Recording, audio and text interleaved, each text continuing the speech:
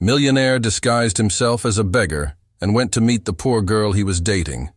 The morning sun cast long shadows across Central Park as Alexander Reed stepped out of his sleek black Tesla, adjusting his perfectly tailored Armani suit.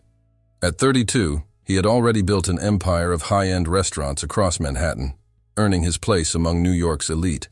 Yet standing there at the entrance of his newest establishment, the Golden Spoon, something felt incomplete in his meticulously crafted world.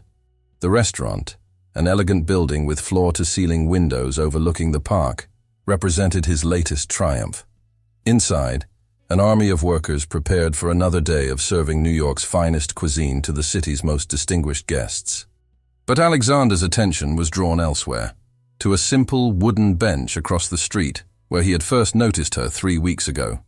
Like clockwork, she appeared every morning at precisely 8:15 a.m., carrying a worn backpack and clutching a travel mug that had seen better days.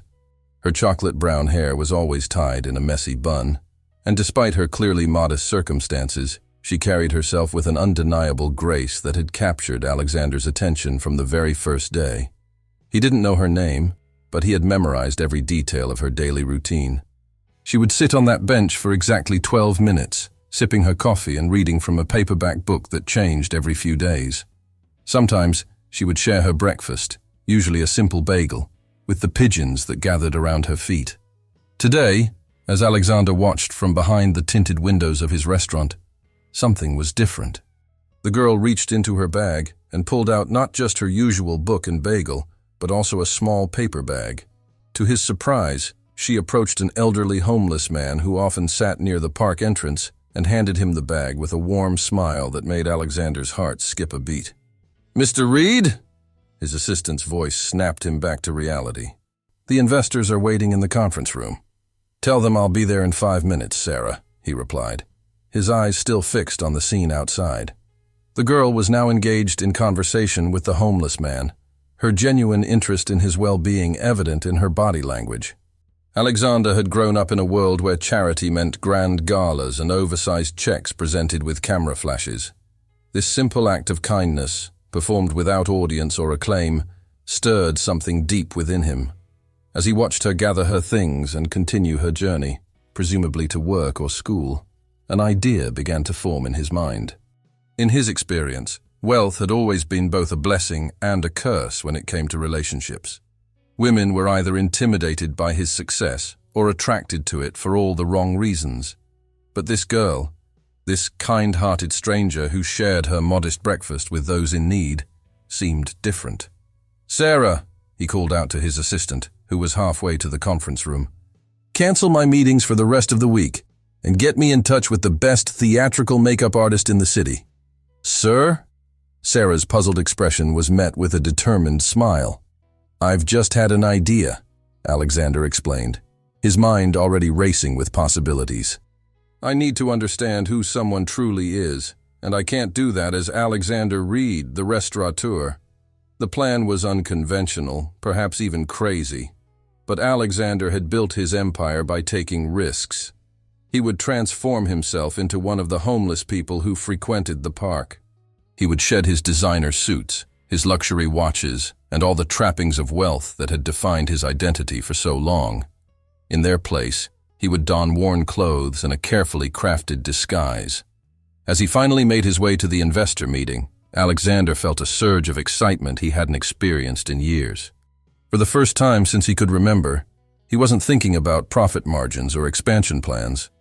Instead, his mind was filled with thoughts of coffee-stained travel mugs, dog-eared paperbacks, and the kind of smile that money couldn't buy. Little did he know that this impulsive decision would set in motion a chain of events that would challenge everything he thought he knew about love, honesty, and the true meaning of wealth. As he sat through the meeting, nodding at appropriate intervals while his mind wandered, Alexander couldn't shake the feeling that his life was about to change in ways he couldn't possibly imagine. The sun had climbed higher in the sky by the time the meeting ended, and the wooden bench across the street stood empty. But Alexander knew that tomorrow morning, at precisely 8:15 a.m., he would have his chance. Not as Alexander Reed, the millionaire restaurateur, but as someone else entirely, someone who might just have a chance at winning the heart of a girl who valued kindness over currency. The next few days passed in a blur of preparation. Alexander threw himself into his new project with the same intensity he usually reserved for launching restaurants. The theatrical makeup artist he hired, a Broadway veteran named Marcus, proved to be both discreet and brilliant at his craft. "The key is believability," Marcus explained as he worked on Alexander's face, carefully applying products that would weather his skin and add years to his appearance. "We want people to look at you and see someone they wouldn't look at twice." Alexander watched in fascination as his reflection transformed. His perfectly maintained stubble became a scraggly beard, his complexion weathered and rough. Marcus had even created subtle scar tissue near his left temple, adding to the illusion of a hard life lived on the streets. "What about my voice?" Alexander asked, studying his altered appearance. "Speak softer, slower," Marcus advised. "Like every word costs you something.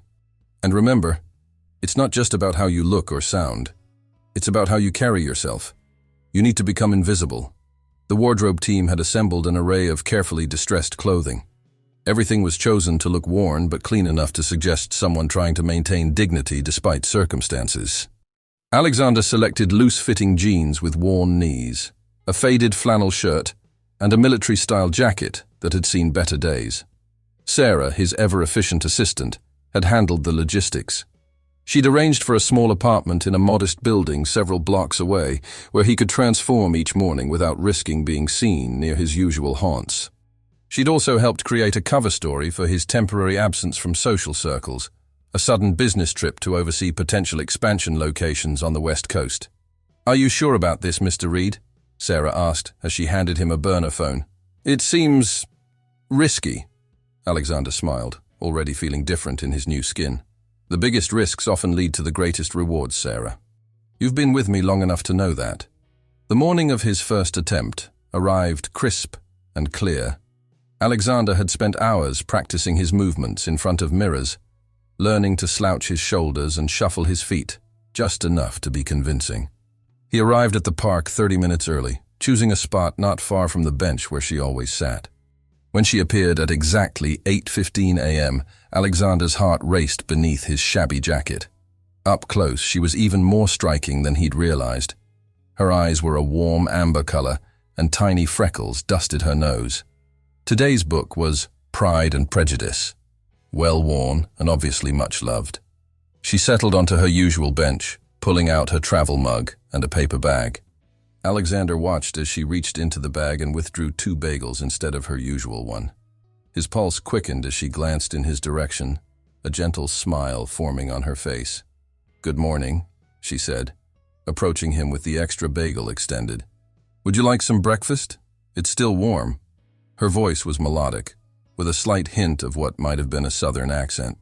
Alexander had rehearsed this moment countless times, but now that it was here, he found himself momentarily speechless. "Thank you, miss," he managed finally, accepting the bagel with slightly trembling hands. "That's very kind."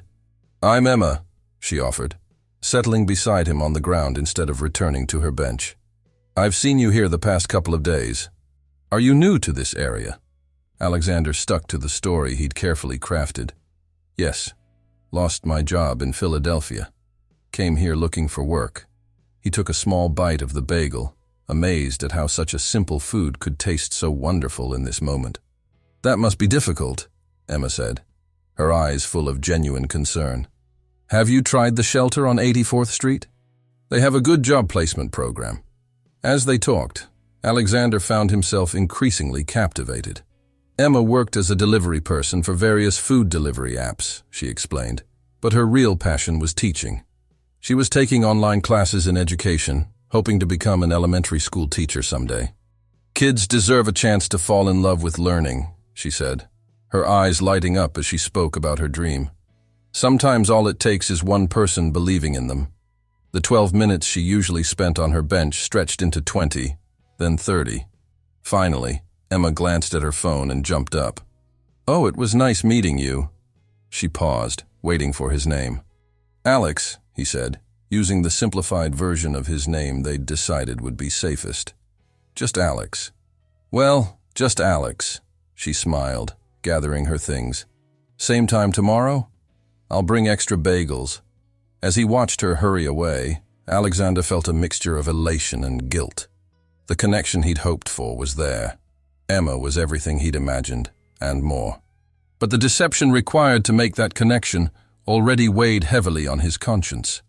Still, as he made his way back to the small apartment to transform back into Alexander Reed, he couldn't stop smiling. For the first time in years, someone had looked at him and seen just a person. Not a bank account, not a business empire, just a human being worthy of kindness. Little did he know that this morning's simple interaction would lead to complications he couldn't possibly anticipate, forcing him to question everything he thought he knew about wealth, worth, and the true cost of honesty. Over the next 2 weeks, Alexander's morning meetings with Emma became the highlight of his day. He found himself looking forward to their conversations more than any board meeting or restaurant opening.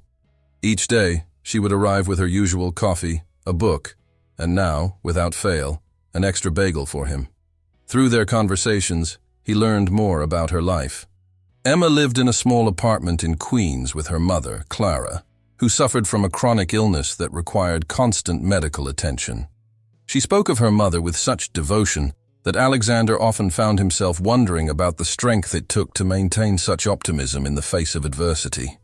"Mom used to be a piano teacher," Emma shared one morning, absently breaking pieces of her bagel to feed the pigeons. "She taught for nearly 20 years before she got sick. Sometimes, on her good days, I can still hear her playing our old upright piano. The neighbors say it's the sweetest sound in the building." Alexander listened intently, struggling to maintain his role as just Alex when all he wanted to do was offer to help. In his other life, he could have easily provided the best medical care money could buy. Instead, he found himself asking careful questions, learning about the challenges Emma faced daily. "The delivery work is flexible," she explained, pulling her worn jacket tighter against the morning chill. "I can take Mom to her appointments and still make enough for the basics. The online classes are trickier to manage, but I'm determined to finish my degree." One morning, Emma arrived looking particularly tired, dark circles visible under her eyes despite her attempt at a cheerful smile. "Rough night?" Alexander asked, accepting his now customary bagel. Emma hesitated before responding. "Mom had a bad spell. The medication she needs. Well, the prices keep going up. I took an extra late-night shift, but..." She trailed off, then forced another smile. "But hey, that's life, right? You just keep swimming." Alexander felt his heart constrict. He knew exactly which medication she was talking about. He'd done extensive research on her mother's condition during his evenings alone in his temporary apartment. The pharmaceutical company that produced it had recently increased prices dramatically, making headlines in the business world he usually inhabited. Their conversations weren't all serious, though. Emma had a way of finding joy in the smallest things, and her laughter was infectious. She told him about her students at the community center where she volunteered on weekends, teaching basic reading skills to children whose parents worked multiple jobs. "Yesterday, little Marcus, he's 6, finally read his first sentence all by himself," she beamed. "You should have seen his face, Alex." It was like he'd just discovered he could fly. As they talked, Alexander found himself sharing parts of his own life, carefully modified to fit his current persona. He told her about his love of cooking, though he presented it as a hobby rather than his profession. He shared stories about his childhood dreams, surprised by how honest he could be about his feelings while still maintaining his disguise. One morning, Emma brought something different along with the usual bagels, a small, worn notebook. "I thought maybe you could use this for job applications," she said, handing it to him along with a pen. "I wrote down some contacts too. Places that are hiring, people who might be able to help." Alexander accepted the notebook, touched by her thoughtfulness. Inside, he found pages of carefully written notes, addresses of job placement centers, contact information for social services, even tips for interview preparation. The last page contained something that made his throat tight, a hand-drawn calendar with encouraging messages scattered throughout. "Sometimes it helps to have a plan," she said softly, "to see that tomorrow might be better than today." As he sat there, holding this simple notebook that represented hours of effort on his behalf. Alexander felt the weight of his deception more heavily than ever. Emma wasn't just kind. She was invested in helping others improve their lives, even when her own situation was far from perfect. That evening, as he resumed his true identity in his penthouse apartment, Alexander found himself staring at the notebook. He had dozens of expensive leather-bound planners and digital devices, but none of them felt as valuable as this simple spiral-bound notebook with its heartfelt messages of hope. The sun was setting over the city skyline, painting the clouds in shades of pink and gold. From his window, Alexander could see the park where he'd spend his mornings, now just a dark green rectangle in the distance. Somewhere beyond it, in a small apartment in Queens, Emma was probably helping her mother, preparing for another long night of deliveries, still finding reasons to smile despite her challenges. He pulled out his phone, hovering over the contact information for his personal physician, one of the best doctors in New York. It would be so easy to make a call, to arrange the best care for Emma's mother, but doing so would mean revealing his deception and possibly losing Emma's trust forever. As night fell over the city, Alexander made a decision. He needed to find a way to help Emma and her mother, but first, he needed to understand more about their situation. Tomorrow, he would take the risk of asking Emma to show him where she lived, to let him become a bigger part of her world. The question was, would her trust in just Alex survive what he would eventually have to tell her about who he really was? The following morning dawned grey and drizzly, but Emma appeared at her usual time, this time carrying an umbrella large enough for two. She settled beside Alexander on his usual spot, now protected from the rain by a small awning, and handed him not just a bagel but also a cup of hot coffee in a disposable cup. "I figured everyone could use something warm on a day like this," she said, her smile brightening the gloomy morning. Alexander cupped the warm beverage in his hands, noting how she'd already added milk and sugar. After 2 weeks of morning conversations, she'd learned how he took his coffee, just like she'd learned so many other small details about the person he was pretending to be. "Emma," he started, gathering his courage, "I've been thinking about what you said yesterday about your mother." She looked at him expectantly, her amber eyes warm with concern. Even in the dull morning light, her face showed the fatigue of another long night of deliveries. "I know it's not my place," he continued carefully, "but I used to help care for my grandmother when she was sick. Maybe I could help somehow." Emma's expression softened. "Alex, that's so sweet of you to offer. But we're managing.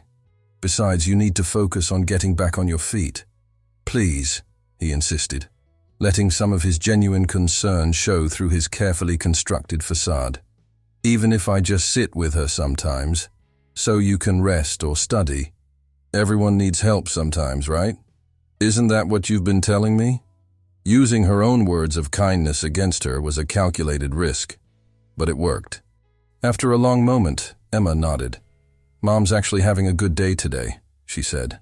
"If you really want to help, would you like to come over this afternoon? I have deliveries until 3, but after that, I'd be honored," Alexander replied, his heart racing at both the opportunity and the risk this presented. Emma wrote her address on a page of the notebook she'd given him. "5th floor, apartment 5C. The elevator's been broken for months, so you'll have to take the stairs. I'll wait for you in the lobby at 3. The hours between their morning meeting and 3 o'clock seemed to crawl by. Alexander used the time to perfect his disguise, working with Marcus to ensure it would hold up to closer scrutiny. He also had Sarah quietly research the building where Emma lived, his heart sinking when he read the reports of multiple code violations and pending repairs. At precisely 3 o'clock, Alexander stood in the lobby of Emma's building. The space was clean but worn, with peeling paint and flickering fluorescent lights. Emma appeared moments later, looking somehow both tired and energized after her delivery shifts. "Ready to climb Mount Everest?" she joked, leading him toward the stairs. 5 flights up, Alexander understood why she'd made the joke. The stairwell was stifling, with only small windows providing minimal ventilation. Emma, however, bounded up the steps with practiced ease, pointing out quirks of the building along the way. "That's Mrs. Rodriguez's wind chimes," she explained as they passed the 3rd floor. "They play all day, but everyone loves them. And up there, Mr. Chen grows herbs in his window boxes. He shares them with everyone in the building. Finally, they reached the 5th floor. Emma's apartment was at the end of a long hallway, its door distinguished by a small wreath made of artificial flowers. As Emma unlocked the door, Alexander could hear soft piano music drifting from inside. The apartment was small but immaculately maintained. Every surface gleamed, and despite the obvious age of the furniture, everything was clean and carefully arranged. Plants lined the windowsills, their green leaves reaching toward the limited sunlight that filtered through the building across the street. "Mom?" Emma called out. "I brought a friend from the park." "So you're the Alex that Emma's been telling me about," Clara said, her voice soft but clear. "She says you make her morning bagel runs twice as interesting." Alexander felt a surge of guilt at the genuine welcome in Clara's voice. These women had so little, yet they were willing to share what they had with someone they believed needed help. The apartment told its own story of careful economizing and making do. The furniture was mismatched but arranged with care. Books filled several makeshift shelves, many of them clearly textbooks from Emma's online courses. In the tiny kitchen, Alexander could see containers carefully labeled with dates, evidence of Emma's efforts to make every dollar stretch. But it was the stack of medical bills on the small desk that caught his eye, partially hidden under a cheerful flowered cloth, but still visible. Even from a distance, he could see the red, "Past due" stamps on several envelopes. "Would you like some tea?" Emma asked, moving toward the kitchen. "Mom makes a wonderful blend with herbs from Mr. Chen's window boxes." As Emma prepared the tea, Clara began to play again, a gentle, soothing melody that filled the small space. Despite the building's problems, despite the obvious signs of financial strain, there was an undeniable warmth in this home that Alexander had never felt in his luxury penthouse. "Emma tells me you're good with your hands," Clara said during a pause in her playing. "The super hasn't fixed our kitchen faucet in months. Would you mind taking a look?" Alexander nodded, rolling up his sleeves. As he examined the leaking faucet, he could hear Emma and her mother talking softly in the living room, their voices blending with the occasional notes from the piano. The domesticity of the scene made his chest ache. He fixed the faucet easily enough. It was a simple washer problem, but his mind was racing. Every detail he observed only confirmed what he'd suspected. Emma and her mother were struggling far more than they let on. The carefully maintained appearance of their home couldn't fully hide the underlying problems. The water damage on the ceiling, the draft from the poorly sealed windows, the way the floor sagged slightly in certain spots. As he worked, Alexander made a silent inventory of everything that needed fixing, everything he could easily provide if he weren't trapped in this well-intentioned deception. The guilt he'd been carrying grew heavier with each passing minute, even as his admiration for Emma and her mother deepened. What he didn't realize was that this afternoon visit would set in motion a chain of events that would force his hand sooner than he'd planned, bringing both his deception and his true feelings into the light in ways he couldn't possibly anticipate. The following week brought a shift in Alexander's routine. His mornings still began with Emma in the park, but his afternoons increasingly found him at the Henderson apartment, helping with small repairs and keeping Clara company while Emma made her deliveries. Each visit deepened both his connection to the family and his growing sense of guilt. One particularly warm afternoon, as he was fixing a stubborn window that refused to close properly, Clara watched him from her place at the piano, her fingers idly tracing familiar melodies. "You know," she said quietly during a pause in his work, "I've never seen Emma smile the way she does when she talks about you." Alexander nearly dropped his screwdriver, his heart hammering in his chest. "She's special," he managed to say, focusing intently on the window latch. "You've raised an amazing daughter, Mrs. Henderson." "Clara, please," she corrected gently. "And yes, she is amazing. She sacrificed so much to take care of me. Too much, sometimes, I think." There was a weight to her words that made Alexander turn to look at her. Clara's face held the same gentle expression he'd come to know, but there was worry in her eyes. "Yesterday," she continued, "she missed one of her online classes to pick up an extra delivery shift. She thinks I don't notice these things, but a mother always knows." Alexander's throat tightened. He'd noticed Emma looking more tired lately, but she always brushed off his concerns with a smile and a change of subject. "I found this hidden in her textbook last night," Clara said, reaching for an envelope on the piano. She never leaves things lying around, but she was so exhausted when she got home. With trembling hands, she held out the envelope. Alexander hesitated before taking it, knowing he was about to cross another line in his deception. Inside, he found a letter from Emma's online university. The words "final notice" and "risk of disenrollment" jumped out at him. "She's 3 payments behind," Clara explained, her voice barely above a whisper. "The medical bills have been higher than usual, and she always puts my needs first." Alexander carefully returned the letter to its envelope, his mind racing. He had the means to solve this problem with a single phone call, but doing so would raise too many questions. "Sometimes," Clara continued, her hands returning to the piano keys, "I think about all the dreams she's put on hold. She was going to study at a real university, you know. Had a scholarship and everything. But then I got sick, and she—" Her voice trailed off as the sound of keys in the door announced Emma's return. Alexander quickly handed the envelope back to Clara, who slipped it beneath her sheet music just as Emma entered the apartment. "Hey!" Emma's face lit up when she saw Alexander. "Is that window finally behaving itself?" "Almost there," he replied, trying to keep his voice steady. "Just a few more adjustments." Emma crossed the room to kiss her mother's cheek, then peered at the window frame. "You're a miracle worker, Alex. The super's been promising to fix that for months." As he watched Emma chat animatedly about her day's deliveries, Alexander noticed things he hadn't before.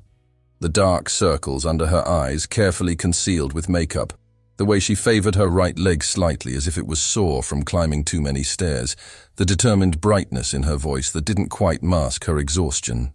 Later that evening, as Alexander walked home in his disguise, he made a detour through the park. The bench where he'd first met Emma was empty, but he sat there anyway, watching the sunset paint the sky in shades of orange and pink. Opening his phone, he pulled up his banking app and stared at the numbers on the screen. In his accounts lay more money than Emma would see in a lifetime of deliveries.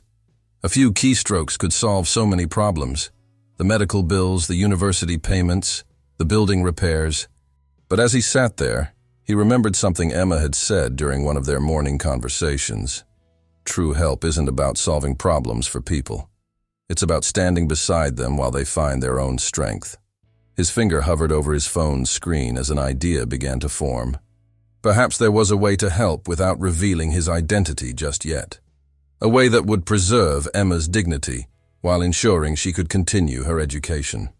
Standing up, Alexander began walking toward his real apartment. He had calls to make and plans to set in motion. What he didn't know was that fate was about to force his hand in an unexpected way. As he rounded the corner near his restaurant, still in his disguise, he nearly collided with a group of people leaving the Golden Spoon. Among them was Sarah, his assistant, who did a double take before catching herself and hurrying the group along. But it was too late. One of the patrons, a regular customer with a sharp eye, was staring at him with growing recognition. Alexander quickly turned away, but he could already hear the whispers starting. His carefully constructed plan was about to unravel, and he had no idea how to prevent the truth from reaching Emma before he was ready to tell it himself. As he hurried down the street, his mind raced with possibilities, each scenario seeming worse than the last. The time for careful planning was running out. Soon he would have to face the consequences of his deception, and hope that the foundation of trust he'd built with Emma was strong enough to survive the truth. Alexander spent a sleepless night pacing his penthouse, knowing that time was no longer on his side. The morning papers would arrive soon, and with them, the society pages that regularly chronicled his life. One whisper in the right ear, one photo comparison, and his entire charade would collapse. He called Sarah at midnight, his voice tense. "How much did they see?" "Mr. Whitman did a double take," she replied, referring to the regular customer. "He was telling his wife you looked familiar. I tried to distract them, but Whitman's wife writes for the Post's society column," Alexander finished, running a hand through his hair. "We need to get ahead of this, Sarah. First thing tomorrow, I need you to make some arrangements." Dawn found Alexander in his office at the Golden Spoon, still in his expensive suit, finalizing the details of what he hoped would be a solution.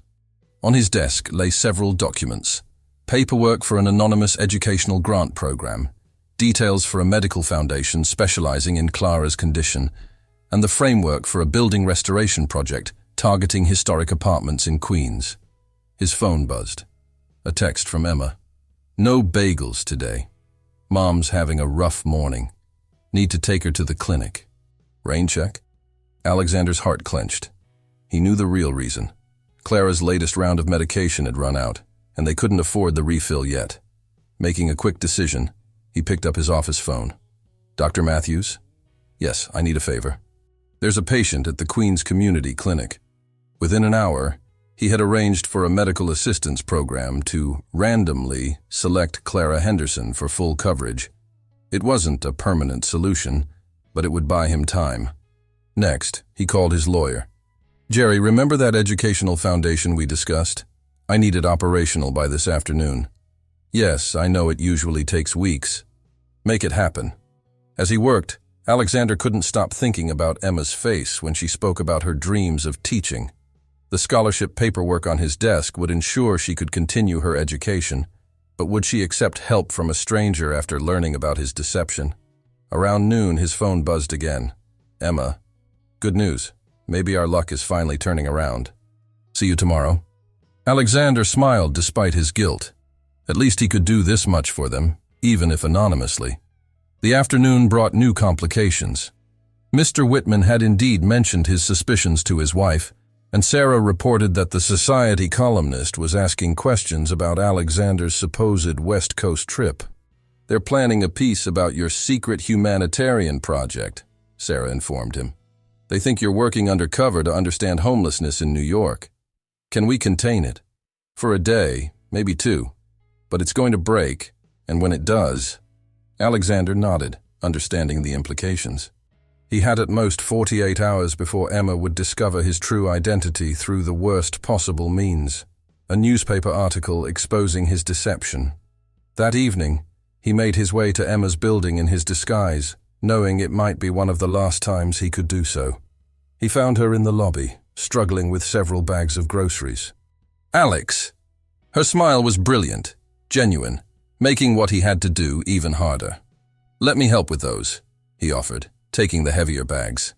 As they climbed the stairs, Emma chatted excitedly about her mother's good fortune at the clinic. "It's like something out of a fairy tale," she said. "They said she'd been randomly selected for this new program. Can you believe it? Full coverage for a year." In the apartment, Clara was sitting at her piano, looking better than she had in days. The new medication was clearly helping. She smiled knowingly at Alexander as he helped Emma unpack the groceries. "Life is full of unexpected blessings," Clara said softly, her fingers playing a gentle melody. "The trick is recognizing them when they appear." Alexander felt the weight of her words. Did she suspect? Had she somehow pieced together the truth about him? As he worked beside Emma in the tiny kitchen, their hands occasionally brushing as they put things away, Alexander made his decision. He couldn't let her learn the truth from a newspaper. He had to tell her himself, tomorrow, before the story broke. "Emma," he said as he prepared to leave, "could we meet a bit earlier tomorrow? There's something important I need to tell you." She looked at him curiously, a slight blush coloring her cheeks. "Of course. Same bench, 7:30? He nodded, his heart heavy. Would this be the last time she looked at him with such trust in her eyes?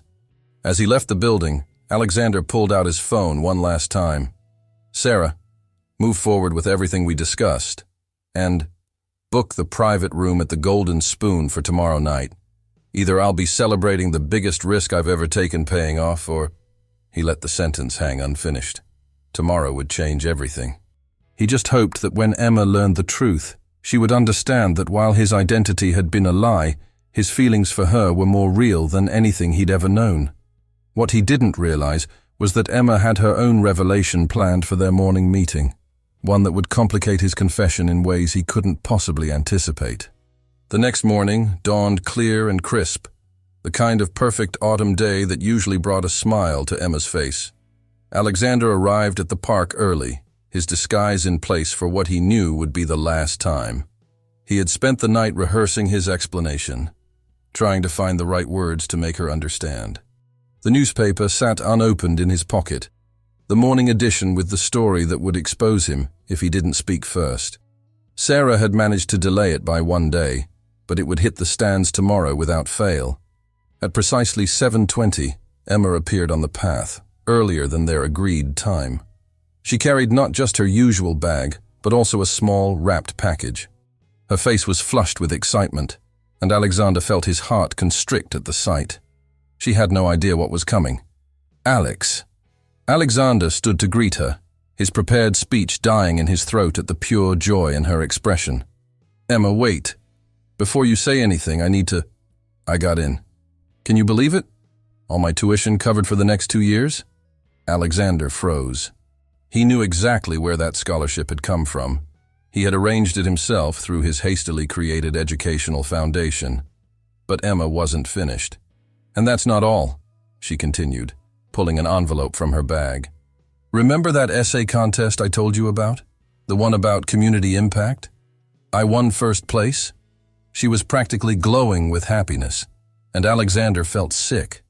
Every bit of good fortune she was celebrating had been orchestrated by him, yet her joy was so pure, so earned. Emma, he tried again, his voice strained. Please, I need to tell you something important. She must have finally registered the serious tone in his voice because she paused, her smile fading slightly. Alex? What's wrong? Are you okay? I'm not who you think I am, he said quietly, reaching up to touch the latex prosthetic on his cheek. Emma's expression shifted to confusion. What do you mean? With trembling fingers, Alexander began to peel away his disguise. The latex came away easily. Marcus had designed it for quick removal when this moment came. As he wiped away the theatrical makeup with a cloth from his pocket, he heard Emma's sharp intake of breath. I don't understand, she whispered, taking a step back. What is this? My name is Alexander Reed, he said, his real voice emerging as he removed the last traces of his disguise. I own the Golden Spoon restaurant across the street, and several others throughout the city. Emma's face went pale as recognition dawned. She read the newspapers. She knew exactly who Alexander Reed was. Her eyes darted between his face and the bench where they'd shared so many morning conversations. All this time, her voice was barely audible. Everything was a lie. Not everything, Alexander said quickly, reaching for her hand. She jerked away as if his touch burned. My feelings for you are real, Emma. The person you got to know. That's the real me, just without the trappings of wealth. The real you? Emma's voice had grown stronger, anger replacing shock. The real you deceived me for weeks, made me think... She stopped, wrapping her arms around herself. Was any of it real? Or was I just some kind of social experiment? Emma, please let me explain. The scholarship. She cut him off, realization dawning. The medical program for Mom. That was all you, wasn't it? Alexander nodded miserably. I wanted to help, but I knew you wouldn't accept charity. I thought if I could do it anonymously. So you manipulated me, us. You played God with our lives while pretending to be someone who needed help himself. Emma's voice cracked. Do you have any idea how many mornings I worried about you? How many nights I lay awake wondering if you were safe, if you had somewhere warm to sleep? The wrapped package she had brought fell from her hands, landing with a soft thud on the ground.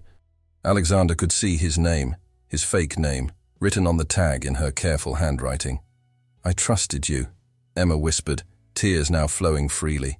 I shared things with you. I've never told anyone. And all this time you were just watching us struggle, treating us like some kind of poverty tourism. No, Alexander protested. Emma, I fell in love with you. The disguise was wrong, I know that now. But I just wanted you to know the real me, not my money. The real you, Emma laughed bitterly. The real you is a liar, Mr. Reed. A liar who took advantage of people's kindness to what? Feel better about yourself? Get some thrills playing poor? She began backing away, shaking her head. Don't come to our apartment again. Don't send any more of your anonymous help. We managed before you came along and we'll manage now. Emma, please. Alexander started to follow her. Stay away from us, she said firmly, though her voice shook. "If you ever cared about me at all, just stay away." Alexander watched helplessly as she turned and ran from the park, leaving the wrapped package on the ground. After she disappeared from view, he picked it up with trembling hands. Inside, he found a hand-knitted scarf with a note. "To keep you warm on your journey forward. Thank you for being my friend. Emma." The simple gift broke something inside him. He sank onto their bench, the scarf clutched in his hands, and for the first time in years, Alexander Reed wept openly in public, not caring who might see. What he didn't know was that Emma was also crying as she ran, and that her tears weren't just of anger and betrayal, but of something else, something that would take both of them time to understand and acknowledge. The week following the revelation passed in a blur of misery for both Emma and Alexander. While she threw herself into her delivery work with renewed intensity, taking every available shift to avoid thinking about what had happened, he found himself unable to focus on anything but the magnitude of what he had lost. In her small apartment in Queens, Emma sat at the piano bench beside her mother, staring at the keys, but not playing. The scholarship letter lay on the coffee table, unopened since that morning in the park. She couldn't bring herself to accept it, knowing where it had come from, but she couldn't quite bring herself to tear it up either. "You haven't told me what happened," Clara said softly, watching her daughter's face. "But I haven't seen you this upset since your father left." Emma's fingers traced the piano keys without pressing them. "I was wrong about someone," she said finally. "Very wrong. I thought I knew him. But Alex?" Clara asked gently. The name made Emma flinch. "He's not Alex. He's Alexander Reed, the restaurant owner, the millionaire." She laughed bitterly. "He was pretending to be homeless, Mom. Everything was a lie." "Mom, please," Emma's voice cracked. "Don't try to defend him. He manipulated us. He even set up that medical program that's helping you. It was all just some game to him." "Was it?" Clara's voice remained gentle. "Emma, I've watched that young man when he thought no one was looking. The way he noticed every repair this apartment needed. How he worried about your exhaustion. How he listened to your stories. Those things can't be faked. He lied to us." "Yes, he did," Clara agreed. "About his name, his wealth, his circumstances. But why? Because he's probably some bored rich guy who—" "Because he wanted you to see him," Clara interrupted. "Just him, without all the trappings of wealth that usually define him to others." Emma stood up abruptly, pacing the small living room. "That doesn't make it right, Mom. He watched us struggle. He knew we could barely afford your medication, my tuition. He had the power to help all along and just watched. Until he didn't just watch," Clara pointed out. "The medical program, the scholarship. He tried to help in a way that wouldn't hurt your pride." "My pride?" Emma stopped pacing. "This isn't about pride, isn't it?" Clara's fingers began playing a soft melody. "Would you have given Alexander Reed a chance if he'd approached you as himself? Or would you have seen only his wealth and position?" Emma had no answer for that. Meanwhile, across the city, Alexander sat in his office at the Golden Spoon, the hand-knitted scarf spread across his desk. Sarah stood in the doorway, concern evident on her face. "The board is asking questions," she said quietly. "You've missed 3 meetings this week." "Handle it," he replied, not looking up. "Tell them whatever you need to." "Mr. Reed, Alexander," Sarah's voice softened. "You need to eat something. You need to sleep." He finally looked up, and Sarah was struck by how different he looked. Not just tired or stressed, but fundamentally changed. "I destroyed something precious," he said quietly. "Something real. And I did it trying to create something real." "Then fix it," Sarah said simply. "How?" Alexander spread his hands helplessly. "She won't accept my calls. The doorman at her building has instructions not to let me in. She even returned the scholarship notification unopened." "Then find another way," Sarah insisted. "The Alexander Reed I know doesn't give up when something matters." Alexander's fingers traced the careful stitches of the scarf. Emma had made this for someone she thought needed warmth and comfort. Despite everything, her first instinct had been to help, to care.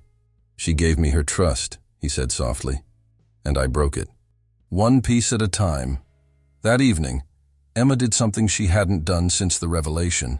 She opened her notebook, the one where she'd been keeping track of her conversations with Alex. Reading through her notes, she found herself remembering small moments.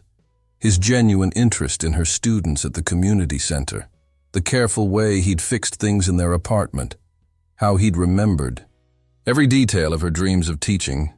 How do you fix something like that? The same way you build anything worthwhile, Sarah replied. In his penthouse, Alexander stood at his window, looking toward Queens. The scarf was wrapped around his hands, its simple warmth a reminder of everything he'd gained and lost. On his desk lay a half-written letter, his 10th attempt to explain, to apologize, to make her understand. Neither of them slept much that night. Emma lay awake, remembering the look in his eyes when he'd said he loved her, wondering if any part of what they'd shared had been real. Alexander paced his apartment, the letter from Emma's university in his hands, trying to figure out how to help her achieve her dreams without making her feel like a charity case. What neither of them realized was that Clara Henderson had already set in motion a plan of her own, one that would force them both to confront not just their feelings, but the true meaning of trust, forgiveness, and love. As the city slept, two hearts remained restless, each wondering if what was broken could ever be repaired, and if the truth that had torn them apart might somehow find a way to bring them back together. On a sunny Tuesday morning, she asked Emma to help her to the community center where she used to teach piano. "I haven't played for the children in so long," she said, her voice wistful, "and I'm feeling stronger with the new medication." Emma couldn't refuse such a simple request, especially seeing the color that had returned to her mother's cheeks. What she didn't know was that Clara had carefully orchestrated this moment, having already made several phone calls in the preceding days. The community center's piano room held special meaning for both Henderson women. It was where Clara had taught for years, where Emma had first discovered her own love of teaching. The old upright piano still sat in the corner, its wood worn but well-loved. Mrs. Henderson, the center's director, Ms. Martinez, greeted them warmly. "The children will be so excited. We've missed your music." As Clara settled at the piano, Emma noticed several familiar faces peeking through the door. Children she'd helped with reading, now a bit taller, their eyes lighting up at the sight of her. Before she knew it, she was surrounded by excited kids, each wanting to tell her about their progress. "Miss Emma, I got an A on my spelling test. Will you come back to teach us again?" Emma felt her throat tighten with emotion. This was why she wanted to become a teacher, these moments of pure joy and achievement. Across town, Alexander was in the middle of a board meeting when Sarah discreetly passed him a note. His eyes widened as he read it, and without a word of explanation to his stunned board members, he stood and left the room. "The Henderson Foundation," Sarah explained, as they rode the elevator down. "Clara called this morning. She's playing at the community center for the first time since her illness." "The Henderson Foundation?" Alexander's confusion was evident. "The charitable foundation you set up last week?" Sarah raised an eyebrow. "The one that's supposed to support community arts and education programs?" "Clara Henderson is listed as its first beneficiary and artistic director." Alexander felt a smile tugging at his lips despite himself. "She's clever. She's a mother," Sarah corrected. "One who apparently thinks you both need a push in the right direction." At the community center, Clara's music had drawn quite a crowd. Children sat cross-legged on the floor. Parents and teachers stood in the doorway, all mesmerized by the beautiful melodies flowing from her fingers. Emma stood near the piano, pride and love evident on her face as she watched her mother play. This was who Clara Henderson truly was, not just a sick woman needing care, but an artist who could touch hearts with her music. The piece Clara was playing was hauntingly familiar to Emma, though she couldn't quite place it. It was something new, something her mother must have been working on during those long afternoons when... Her thoughts stopped abruptly as she realized when she'd heard portions of this melody before. It was during those afternoons when Alex had visited, fixing things around their apartment while Clara played. Her mother had been composing something new, incorporating bits of melody that seemed to reflect those quiet, peaceful moments. The realization made Emma's chest tight. Those afternoons hadn't been a lie. The comfort, the sense of family, The gentle understanding between her mother and the man she'd known as Alex, those had been real. She was so lost in these thoughts that she didn't notice the ripple of movement at the door, didn't see Alexander standing there, still in his business suit, watching the scene with emotions playing across his face. Emma turned then, somehow knowing he would be there. Their eyes met across the crowded room, and for a moment, everything else seemed to fade away. Alexander took a step forward, then stopped, clearly unsure of his welcome. Emma didn't move either, but she didn't look away. Clara's music filled the space between them, weaving memories of shared moments with the possibility of new ones. The children, sensing the tension in the room, looked back and forth between Emma and the stranger in the doorway. One little girl tugged at Emma's sleeve. "Miss Emma, is that your friend? The one who helped fix things?" The innocent question hung in the air as Clara's music softened to a gentle backdrop. Emma looked down at the child, then back at Alexander. In his eyes, she saw not the wealthy restaurateur or the man who had deceived her, but the person who had sat on a park bench and listened to her dreams, who had fixed her mother's piano with careful hands, who had looked at her with such genuine love before everything fell apart. The metaphor wasn't lost on either Emma or Alexander. They stood at a crossroads, with a room full of witnesses to whatever choice they would make next. The question was, would they find the courage to begin again, this time with all their cards on the table? What happened next would determine not just their future, but would show every child in that room a powerful lesson about love, forgiveness, and the courage it takes to make things right. The community center's piano room had never felt so small and so vast at the same time. As Clara's words hung in the air, Ms. Martinez gently began ushering the children toward the door for their scheduled lunch break. Some of them protested, sensing they were about to miss something important, but soon the room held only Emma, Alexander, and Clara, still seated at the piano. "Mom," Emma's voice held a note of betrayal. "Did you plan this?" With that, she slowly stood from the piano bench. Alexander immediately stepped forward to help her, then caught himself, uncertain of his place. But Clara beckoned him closer. "My legs aren't as steady as they used to be," she said, accepting his arm. As she passed Emma, she paused. "Sometimes the hardest pieces are worth playing through, sweetheart." Emma watched as Alexander carefully helped her mother to a comfortable chair near the window, his movements as gentle and considerate as they had always been.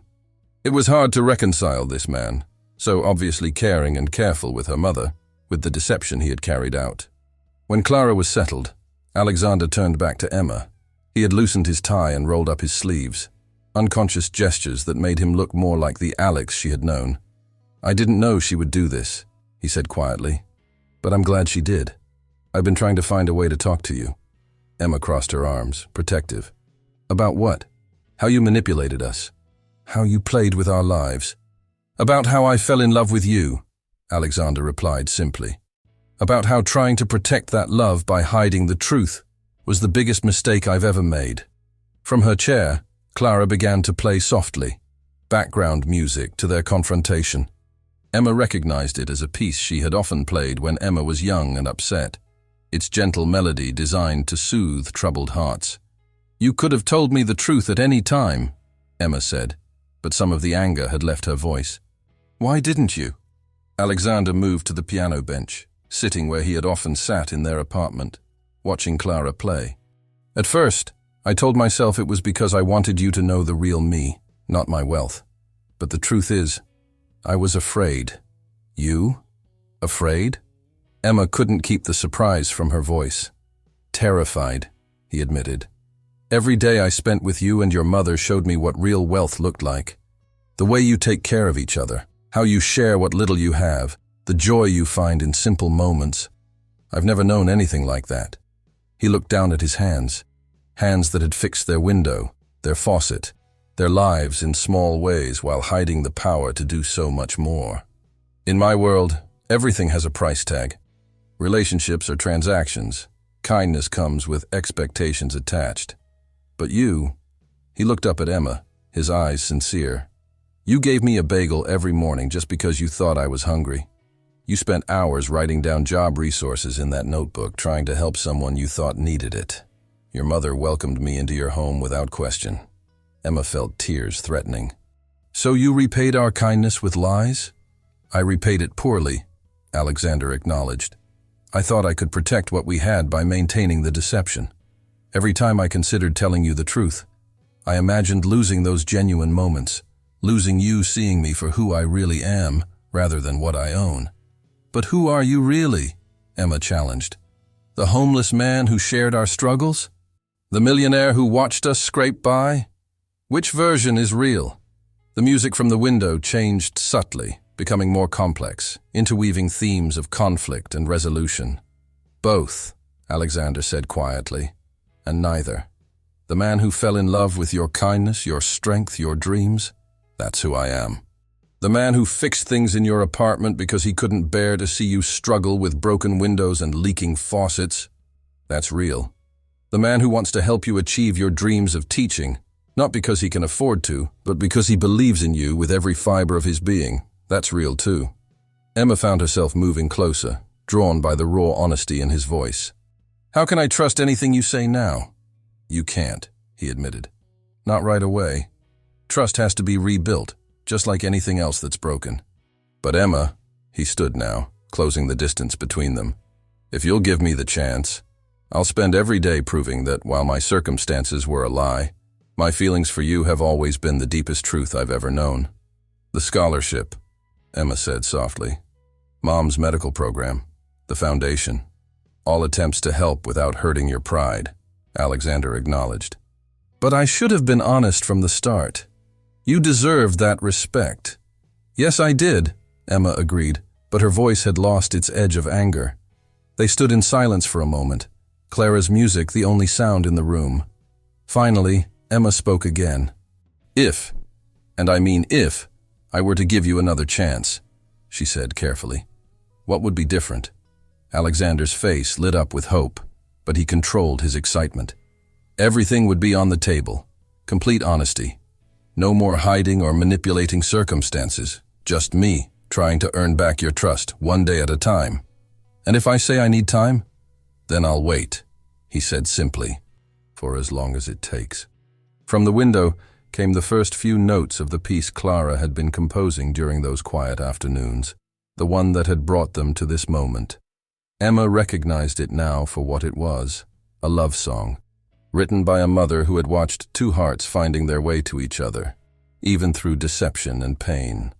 As the music filled the room, Emma and Alexander stood in its embrace, neither moving closer nor pulling away, both understanding that while the path forward wouldn't be easy, it had already begun. The weeks following their confrontation at the community center marked the beginning of a different kind of relationship between Emma and Alexander. Gone were the early morning meetings on the park bench. Instead, they began again with small, careful steps. Their first real conversation after that day happened at the Golden Spoon, where Alexander had invited Emma and Clara for dinner. He seated them himself, not in the private dining room as he might have once done, but in the main restaurant area where Emma could see him in his true element.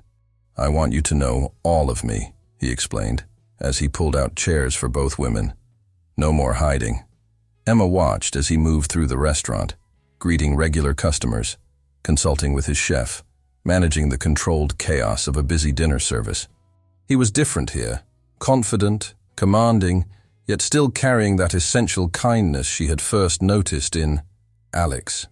"He's the same person," Clara observed quietly, noting her daughter's thoughtful expression. "Just in a better suit." The evening proved enlightening for all of them. Alexander joined them between his duties, sharing stories about building his restaurant empire from scratch, about the lessons his grandmother had taught him about food and love, about his dreams for the future. But more importantly, he listened, really listened, as Emma talked about her day's deliveries, her online classes, her students at the community center. "I still want to help," he said carefully, as they finished their dessert. "Not by sneaking around or creating fake programs, but openly. As a partner, not a savior." Emma considered his words, twirling her spoon in the remains of her crème brûlée.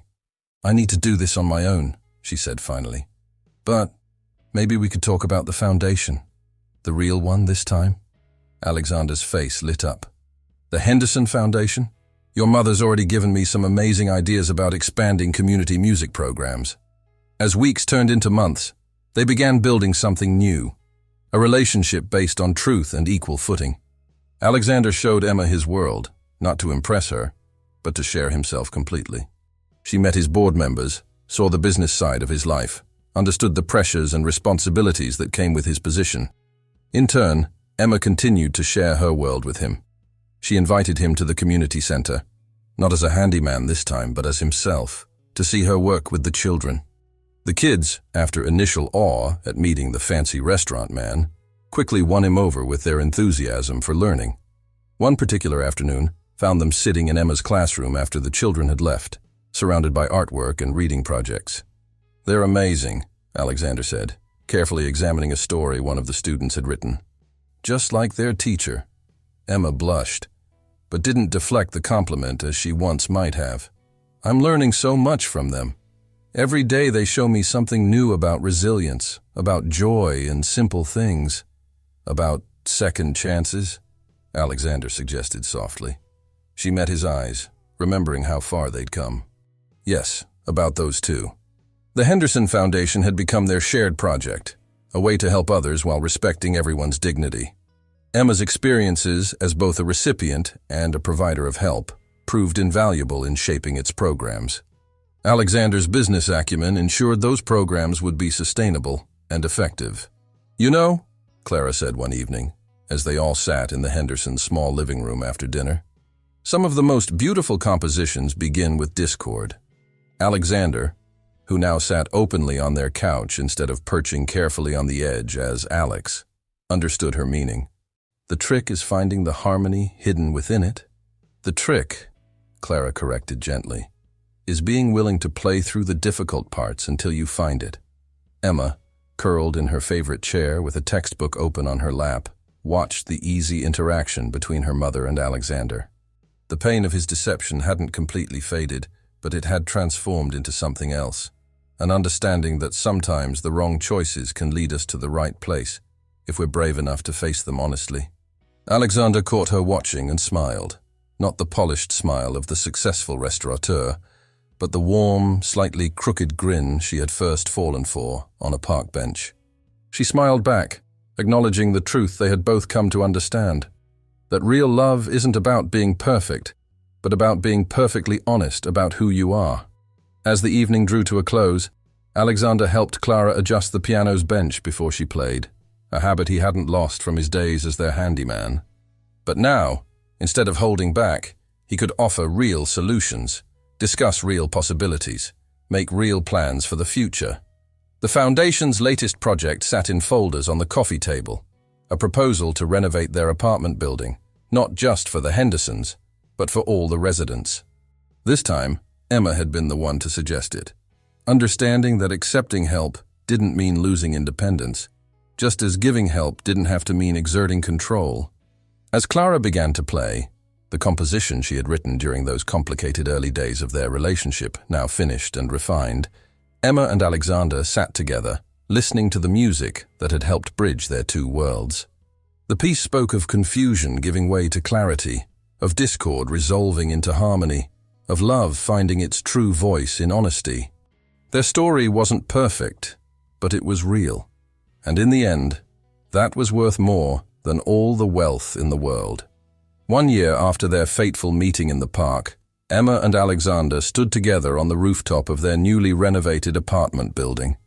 The space had been transformed into a community garden, with patches of vegetables and flowers tended by the residents. At its center stood a weatherproof piano, Clara's idea for bringing music to their slice of the sky. "Hard to believe this is the same place," Emma mused, looking out over the Queen's skyline as the sun set. The Henderson Foundation's renovation project had transformed not just their building, but the entire neighborhood, always careful to preserve its character and community while improving living conditions. "Some things haven't changed," Alexander replied, wrapping an arm around her shoulders. "Mrs. Rodriguez's wind chimes still play all day. And Mr. Chen's herbs still make the whole building smell amazing," Emma added with a smile. She leaned into his embrace, remembering how far they'd come from those early morning meetings on a park bench. Below them, the sound of piano music drifted up. Clara teaching her evening class to a group of neighborhood children. The foundation now supported similar programs throughout the city, but this one, in their building's newly renovated community room, remained special. "Do you ever miss him?" Alexander asked suddenly. "Alex, I mean." Emma turned to look at him. Really look at him. He wore one of his expensive suits, having come straight from a board meeting, but his tie was loosened and his sleeves rolled up. A perfect blend of both worlds. "No," she said honestly, "because the best parts of him are still here. The man who listens to my stories about my students, who helps fix things around the building not because he has to, but because he wants to, who looks at me like I'm the most precious thing in his world. That was never about whether you were wearing designer suits or second-hand clothes." Alexander pulled her closer, touched by her words.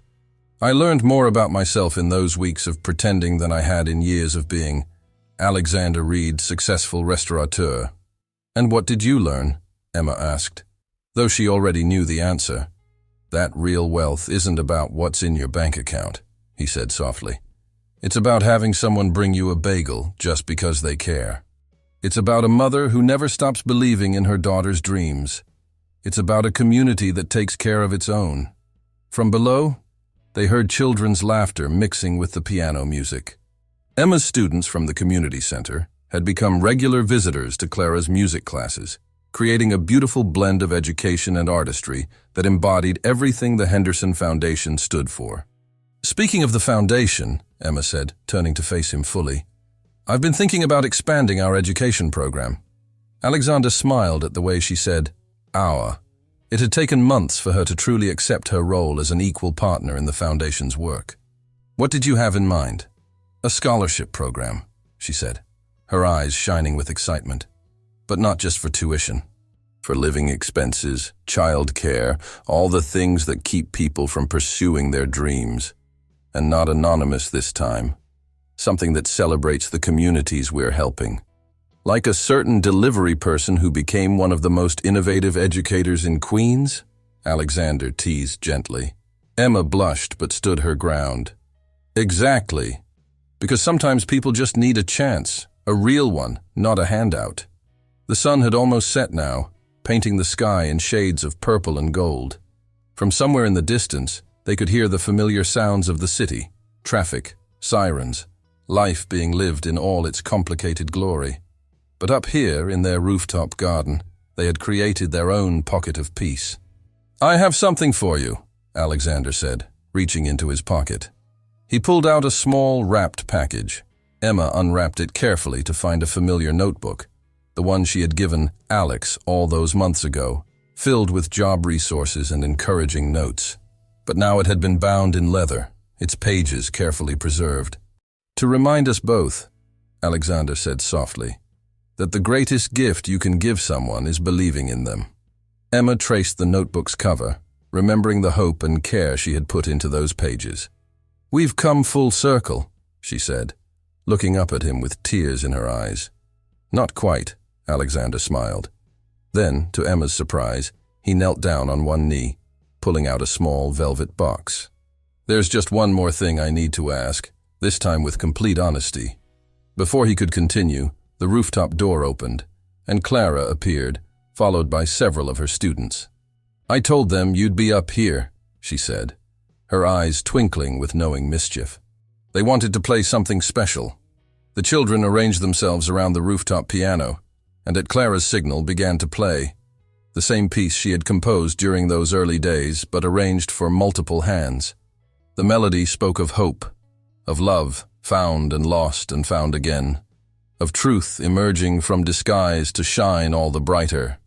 As the music filled the evening air, Alexander opened the ring box. "Emma Henderson, would you do me the honor of continuing to make my life richer in all the ways that truly matter?" Emma looked at the man before her, not the wealthy restaurant owner, not the pretend handyman, but simply the person she had come to love in all his complicated truth. Around them, their community garden bloomed. Clara's music played, and the city stretched out in all directions, full of possibilities. Yes, she said, her voice clear and certain. 1,000 times yes. As Alexander slipped the ring onto her finger, the children burst into applause, and Clara transitioned the music into a joyful celebration. Emma pulled Alexander to his feet and into a kiss, both of them laughing and crying at the same time. They had learned that love, like any beautiful composition, requires both harmony and discord to tell its full story. Their journey had taught them that true wealth lies not in what you own, but in how you care for others, and that honesty, though sometimes painful, is the only foundation strong enough to build a lasting love. As they joined Clara and the children at the piano, the sun's last rays caught the simple elegance of Emma's ring, a design that incorporated both a diamond and a small music note, symbolizing the melody that had brought them together and the harmony they had found in truth. The park bench where their story began was visible from the rooftop, now part of a larger community space that the Henderson Foundation had helped create.